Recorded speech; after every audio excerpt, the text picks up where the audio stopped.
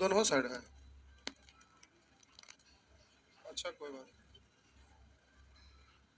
Heading देंगे coordinate geometry. Heading देंगे coordinate geometry. इसका एग्जाम में अब कोई रोल है नहीं। पहले एसएससी सीजीएल का मेंस में 100 प्रश्न रहता था, तो इसका रोल रहता था कि एक आध प्रश्न आ जाए। ईटी में मात्र 25 क्वेश्चन है, जब से ये रोल और खत्म हो गया। सीखना छोटा चैप्टर है। तो हेडिंग देंगे कोऑर्डिनेट ज्योमेट्री। पैसन लिखिए कोऑर्डिनेट ज्योमेट्री। नियामक ज्यामिति। नियामक ज्यामिति लिखे। नियामक ज्यामिति गणित की वह शाखा है। नियामक ज्यामिति गणित की वह शाखा है जिसमें तल में स्थित नियामक ज्यामिति गणित की वह शाखा है जिसमें तल में स्थित किसी बिंदु की स्थिति दो स्वतंत्र वास्तविक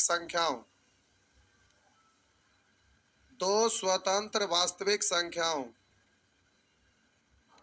इस बिंदु का नियामक कहते हैं। तो इन दोनों वास्तविक संख्याओं को इस बिंदु का नियामक कहते हैं।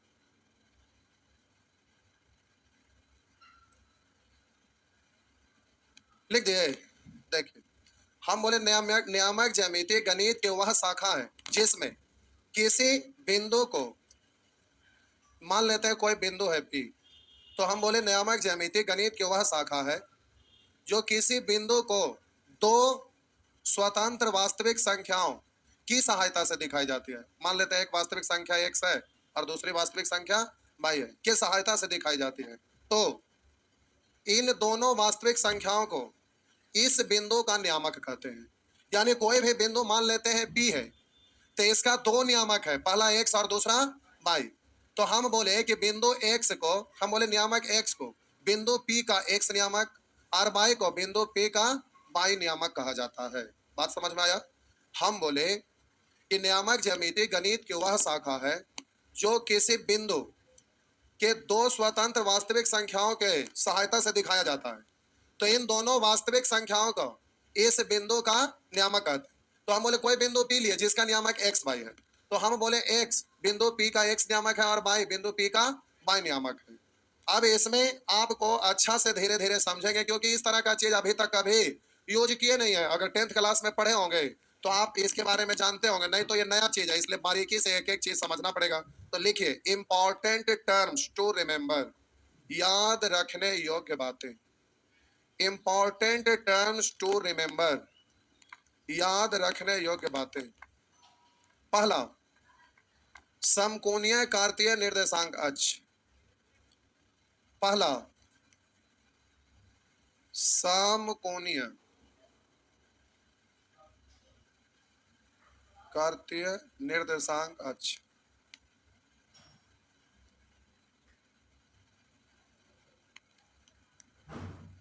समकोणीय कार्तीय निर्देशांक अक्ष।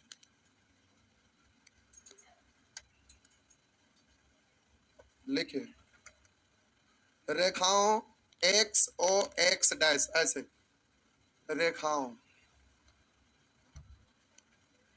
एक्स ओ एक्स डैश, बगल में लिख दीजिएगा एक्स अक्ष ऐसे कोष्ठ, तथा बाई ओ बाई डैश, बगल में लिख दीजिएगा बाई अक्ष। रेखाओं एक्स ओ एक्स डैश यानी एक्स अक्ष तथा बाई ओ बाई डैश यानी बाई अक्ष को समकोणीय कार्तीय निर्देशांक अक्ष कहते हैं। को समकोणीय कार्तीय निर्देशांक अक्ष कहते हैं। ये दोनों अक्ष एक दूसरे को समकोण पर प्रतिच्छेद करते हैं। ये दोनों अक्ष एक दूसरे को समकोण पर प्रतिच्छेदित करते हैं। ये दोनों अक्ष एक दूसरे को समकोण पर प्रतिच्छेदित करते हैं। तो प्रतिच्छेदित बिंदु प्रतिच्छेदित बिंदु ओ को मूल बिंदु कहते हैं। तो प्रतिच्छेदित बिंदु ओ को मूल बिंदु कहते हैं। लिख दिए। हम बोले ये आपका रेखाओं एक्स ओ एक्स डैश तथा Y O Y dash, Y O Y dash. तो रेखाओं एक्स ओ एक्स डैश और बाई ओ बाई डैश एक दूसरे को समकोण पर प्रतिच्छेद करते हैं। तो ये प्रतिच्छेदित बिंदु को ओ से सूचित किए और इसी को बोला जाता है मूल बिंदु। इसको क्या बोला जाता है? मूल बिंदु। मूल्य, मूल्य नहीं, मूल बिंदु, मूल बिंदु। तो इसको क्या बोला जाता है? मूल बिंदु।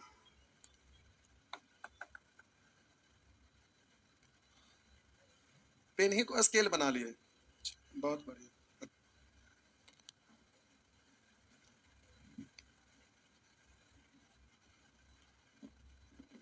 लिख दिए? लिख दिया ना? दूसरा हम बोले कि यहाँ पर एक्स अक्ष यानी एक्स ओ एक डैश और बाई ओ बाई डैश जब हम खींचे तो ये समकोण पर प्रतिच्छेद किया तो ये चार बराबर भाग में बट गया। हाँ, उल्टा लिख दिए। आप भी नहीं बोले ला, गलती से लिखा गया। ये एक्स ओ एक्स डैश, ये बाई ओ बाई डैश। इतना में कोई नहीं बोले। अरे ट्रिगोनोमेट्री में नहीं पढ़े थे? और एक्स एक्सिस हमेशा यही होता है, बाई एक्सिस है। कोई इतना में नहीं बोले। तोरी के ताज्जुब है। हम बोले रेखाओं, गलती से लिखा गया, एक्स ओ एक्स डैश तथा Y O Y dash.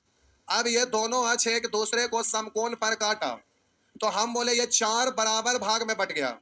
X O by चार बराबर भाग में बट गया, चार बराबर क्षेत्र में बट गया। क्षेत्र एक्स ओ बाई, क्षेत्र बाई ओ एक्स डैश, क्षेत्र X dash O Y dash, क्षेत्र बाई डैश ओ एक्स। तो हम बोले इसमें इस क्षेत्र को एक्स ओ बाई को फर्स्ट क्वाड्रेंट बोलते हैं, फर्स्ट क्वाड्रेंट। और इसको बोलते हैं सेकंड क्वाड्रेंट। क्षेत्र बाई ओ एक्स डैश को सेकंड क्वाड्रेंट, क्षेत्र X dash O Y dash को थर्ड क्वाड्रेंट और क्षेत्र बाई डैश ओ एक्स को फोर्थ क्वाड्रेंट बोलते हैं। सेकंड क्वाड्रेंट, थर्ड क्वाड्रेंट और फोर्थ क्वाड्रेंट। 2 नंबर में लिख दीजिए।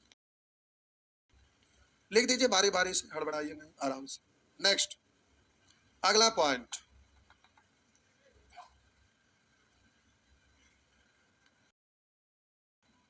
अगला पॉइंट, अगला लिखिए। किस किस स्थित में स्थित कोई बिंदु P, किसी भी क्वाड्रेंट में स्थित कोई बिंदु P के दो मान होते हैं। किसी भी क्वाड्रेंट में स्थित कोई बिंदु P के दो मान x तथा y होते हैं, जिन्हें एक साथ P का नियामक कहा जाता है। जिन्हें एक साथ P का नियामक कहा जाता है।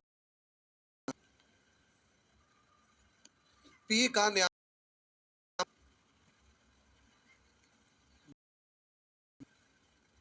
एक्स वाई में x को P का x नियामक तथा y को P का y नियामक कहा जाता है।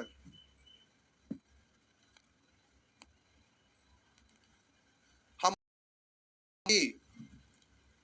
किसी बिंदु P को x y, अब जिसमें यहाँ पर बिंदु P x y में x को P का x नियामक तथा y को P का y नियामक कहा जाता है, जो कि डेफिनेशन में समझा दिए। P लिए जिसको क्रमिक बिंदु एक्स वाई द्वारा दर्शाया जाता है, जिसमें बिंदु पी में हम पी का एक्स नियामक और वाई को पी का वाई नियामक कहा जाता है। उसके नीचे में ऐसे लिख दीजिए, दर्शा दीजिए ऐसे, एक्स को बिंदु पी का एक्स नियामक तथा वाई को बिंदु पी का वाई नियामक कहा जाता है। पढ़ने के लिए भी आना चाहिए, इसलिए एक एक पॉइंट को हम लिखा दे रहे हैं। एक्स को बिंदु पी का एक्स नियामक और वाई को बिंदु पी का वाई नियामक कहा जाता है। हो गया। अगर फिगर में दर्शाना है तो ऐसे, ये आपका एक्स है, ये आपका ओ है, ये एक्स डैश है, वाई है, ये आपका वाई डैश है। तो मान लेते हैं कि बिंदु पी है, पी है, ये आपका बिंदु पी है जिसका नियामक एक्स वाई। ऐसे लिख दीजिए, ज्यादा अच्छा लगा। एक्स को पी का एक्स नियामक और वाई को पी का वाई नियामक लिख दीजिए, अच्छा लगेगा। आगे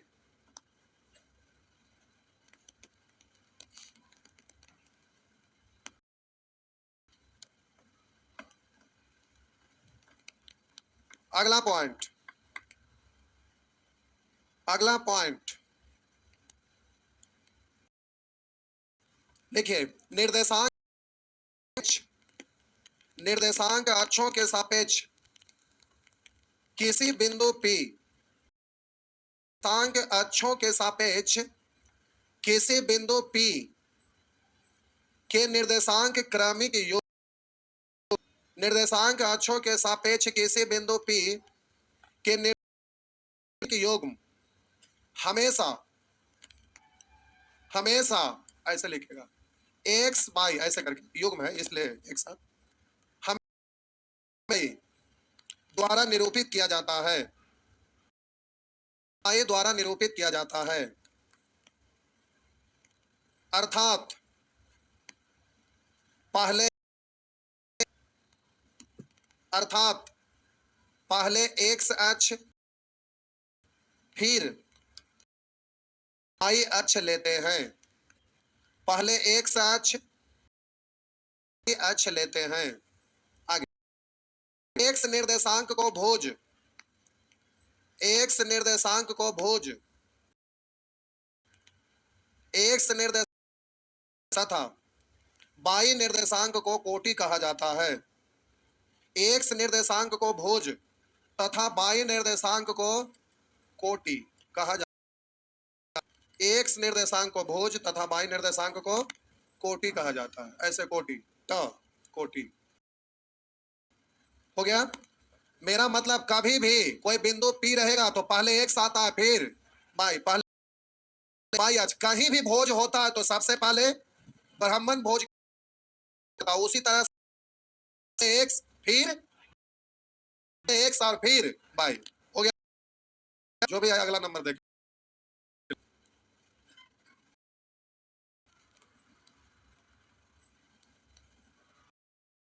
ये आपका एक्स है, ये आपका एक्स डैश है, ये आपका वाई डैश है, वाई है, ये आपका वाई डैश। तो हम बोले ओ ए तथा ओ वाई धनात्मक होता है, हमेशा धनात्मक होता है। O X dash O Y dash ऋणात्मक होता है, हमेशा ऋणात्मक होता है। ओ एक्स तथा ओ वाई हमेशा धनात्मक होता है। ओ एक्स डैश तथा ओ वाई डैश हमेशा ऋणात्मक होता है। क्या हुआ? ओ एक्स डैश और ओ वाई डैश हमेशा, X dash O Y dash हमेशा ऋणात्मक। लिख दिए? अब लिख दिए ना, इसको मिटा दे, ध्यान देंगे साहब जी। अभी हम बोल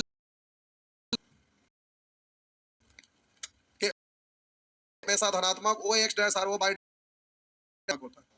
अब क्रमिक योग में एक्स वाई द्वारा, अब इसको चिन्ह अगर निर्धारित करेंगे तो हम बोले हमेशा सबसे पहले एक्स आता है, फिर इसमें सिंबल लिखा हुआ देखते होंगे, कहीं लिखा रहता है, हम ऐसे जैसे तैसे लिख रहे हैं, अभी फिर समझा रहे हैं। हम बोले कहीं कहीं आप देखते होंगे लिखा होगा माइनस, प्लस ऐसे रहता है ना, माइनस प्लस ऐसे जैसे तैसे हम लिख रहे हैं अभी, ऐसे लिखा रहता है ना। लेकिन कहा माइनस प्लस, ये याद नहीं करना तो ये याद रहबे ना करेगा। देखिए इसको ध्यान कैसे रखते हैं। हम बोले ओ हमेशा धनात्मक होता है और ओ एक्स डैश और ओ वाई डैश हमेशा ऋणात्मक होता है। युग में पहले बाई हमेशा पहले एक्स अक्ष लेते हैं फिर बाई अक्ष लेते हैं। अगर कोई भी बिंदु लेंगे, मान लेते हैं कोई भी बिंदु ले एक्स और वाई दो को होगा, कोई प्लस में रहेगा कोई माइनस में रहेगा, तो उसके अनुसार आपको उस बिंदु का निर्धारण, इसलिए यहाँ पर कौन करिएगा, पहले एक्स अक्ष तो प्लस और ओ वाई क्या है माइनस, तो पहले एक्स अक्ष लेंगे तो यहाँ क्या लिखा है एक्स अक्ष और फिर माइनस, माइनस है प्लस है, इसलिए क्या लिखेंगे पहले एक्स, तो बोलिए ये ओ एक्स डैश है जो प्लस है कि माइनस, फिर ओ वाई, तो ओ वाई प्लस है कि माइनस है, प्लस है, पहले एक्स अक्ष और फिर वाई, तो यहाँ एक्स अक्ष लेंगे तो माइनस है कि प्लस है, और बोलिए ओ वाई डैश माइनस है कि प्लस है, माइनस है, इसमें आइएगा तो पहले ओ एक्स प्लस है कि माइनस है, प्लस है, यानी पहले साइन प्लस आएगा, ओ वाई माइनस है, बोलिए ये साइन आपको याद करके जरूरत है। पहले हम बोले कि ओ एक्स और ओ वाई प्लस होता है और हमेशा पहले एक्स वाला लिखा जाता है, वाला लिखा जाता है, तो एक्स प्लस लिख दे, वाई वाला भी प्लस में है तो एक्स वाला यहाँ माइनस में तो माइनस लिखा गया, फिर वाई वाला वाई प्लस में तो प्लस लिख दे, पहले एक्स वाला एक्स माइनस में तो माइनस लिख दे, वाई भी माइनस में तो माइनस लिख दे, पहले एक्स वाला तो एक्स वाला प्लस में तो प्लस लिख दे, फिर वाई वाला वाई माइनस में तो माइनस लिख, वो जो पॉइंट लिखे थे उसी में इसको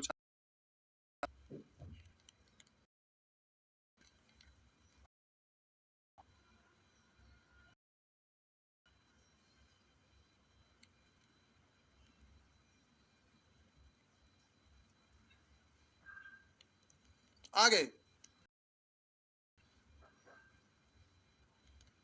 लिख दिए। अगला पॉइंट लिख, ए का नियामक, यदि ए का नियामक एक्स वाई हो, ऐसे एक्स वाई एक एक्स वाई हो, यदि ए का नियामक एक्स वाई हो तो इसे संकेत में, तो इसे संकेत में ऐसे एक्स वाई, इसे संकेत में ए का नियामक एक्स वाई लिखा जाता है, ऐसे ए का नियामक एक्स वाई, इसे संकेत में ए का नियामक लिखा जाता है। आगे पॉइंट, मूल बिंदु ओ, मूल बिंदु ओ का नियामक, मूल बिंदु ओ का नियामक 0 0 होता है, ऐसे 0 0 0 0 होता है। ओ का नियामक 0 0 ना, कैसे लिखिए या डायरेक्ट 0 0 ओ भाषा में लिख दे, हो गया। फिगर में लिखना चाहते हैं फिगर में लिख, नियामक 0 0 होता है। अगला पॉइंट, अगला पॉइंट लिखिए, एक्स अक्ष पर किसी बिंदु, एक्स अक्ष पर किसी एक्स अक्ष पर किसी बिंदु का नियामक, अक्ष पर किसी बिंदु का नियामक, आप डायरेक्ट लिखिए एक्स अक्ष पर किसी बिंदु का नियामक, लिख दे इतना, अब छोड़ दीजिए। एक्स अक्ष पर, पहले इधर देख लीजिए, एक्स अक्ष पर किसी बिंदु का नियामक, चल लिखिए एक्स, पहले लिख लीजिए तो समझा दे। एक्स अक्ष पर किसी बिंदु का नियामक एक्स 0 होता है। एक्स बिंदु पर किसी बिंदु का नियामक कैसे समझिए, इधर हम बोले एक्स, तो बोलिए इधर तो आपका लिया नहीं, बाई तो क्या हो गया एक्स अक्ष पर है, तो बाई का वैल्यू तो कुछ नहीं है, यानी बाई को 0 होता है एक्स अक्ष पर, और बाई का वैल्यू 0, इसीलिए एक्स अक्ष पर किसी बिंदु का नियामक क्या होता है एक्स 0। उसी जगह फिर पुनः लिखे नीचे करके, बाई अक्ष पर किसी बिंदु, बाई अक्ष का नियामक, बाई अक्ष पर किसी बिंदु का नियामक, बोलिए क्या क्या, बाई अक्ष पर किसी बिंदु, बाई अक्ष पर कोई बिंदु है, यहां पर मान लेते हैं। तो हम बोले कि बाई अक्ष पर, तो सबसे पहले तो एक्स लिखा, बाई अक्ष पर एक्स का वैल्यू क्या होगा, 0, इसलिए पहले क्या लिखाएगा, 0, और बाई अक्ष पर देंगे बाई, तो हम बोले बाई अक्ष पर किसी बिंदु का नियामक क्या होगा, 0 बाई, होगा ना, जाता है फिर बाई अक्ष लिया जाता है। हो गया, बस पॉइंट इतने हैं, बाकी अब प्रश्न की बात बढ़ाइए नहीं, थोड़ा सा टाइम है ना। आहा, यहां से क्वेश्चन पे आना है, समय ना के लिए फिर फार्मूला वगैरह लिखना होगा।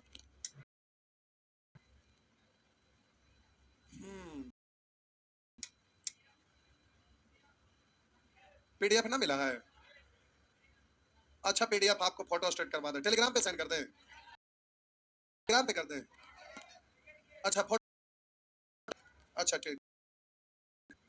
तो अब यहां से क्वेश्चन आ गया, छोड़ दूं कि बनाऊं, ऐसा टाइम पास कर लेते हैं, देखिए रुकिए समझिए, अब ये आपका लिखा हुआ है, अभी समझा नहीं रहे, केवल ऐसे लिख रहे हैं, बिंदु, कोई बिंदु है जिसका नियामक क्या दिया हुआ है, -3 और 5, तो अब हम बोले कोई बिंदु है, अब आपका ये X O X dash, Y O Y dash, अब आपको -3 5 है तो डायरेक्ट तो आप बोल देंगे, लेकिन निर्धारण करिए, बिंदु का निर्धारण करिए, तो आप बोलिए वो बिंदु कहाँ एक्यूरेट, कहाँ डायग्राफ बनेगा, बन जाएगा ना, कहाँ बनेगा बताइए, देखिए क्या हुआ,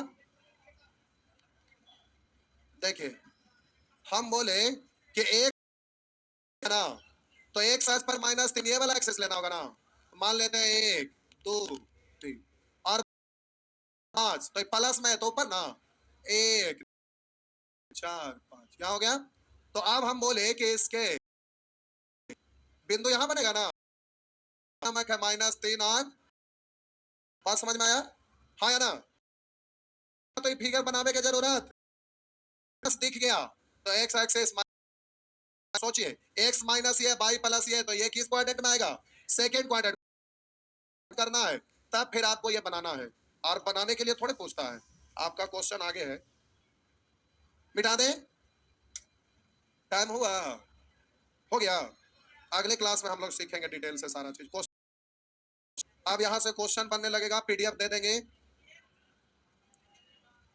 यही दे दूं क्या, सस्ता पड़ेगा, स्टेट कराइएगा, उससे अच्छा है कि मोबाइल फोटो स्टेट, तो अपने से नहीं निकाल लेंगे मोबाइल से, अच्छा ठीक है, ज्यादा लोग तो है नहीं, कल फोटो स्टेट करवा लेते हैं, पेज भी नहीं है, 70 75 को क्वेश्चन होगा, बस हो गया, जाइए अगले क्लास में क्वेश्चन बनाने के लिए सीखेंगे।